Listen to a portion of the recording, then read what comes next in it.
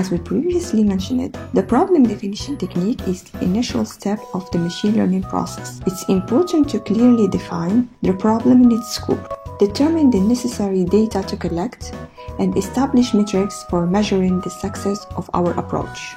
In this video, I will present a preliminary outline of the problem definition stage across various real scenarios that can be addressed using machine learning. So let's get started.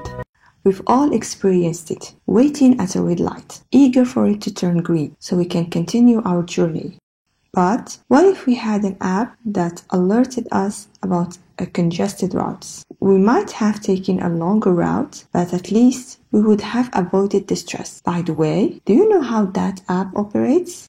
In between the 50s and the 60s, with the development of computers, researchers start thinking about traffic congestion prediction. So, to formulate the problem, we can say traffic congestion in urban areas leads to increased travel times, pollution, and commuter frustration. The objective of the study is to predict traffic congestion levels in real time to optimize traffic flow and reduce congestion. The goal here is to provide accurate traffic prediction, reduce average commute times, and improve traffic management strategies. The scope is the citywide traffic management system. We can use historical traffic data as illustrated in the table. To handle traffic congestion prediction, we can either use regression or time series analysis. Regression and time series analysis are statistical methods used to understand and predict data patterns. Regression focuses on identifying relationships between a dependent variable and one or more independent variables, allowing us to predict outcomes based on those relationships. Mathematically speaking, when we talk about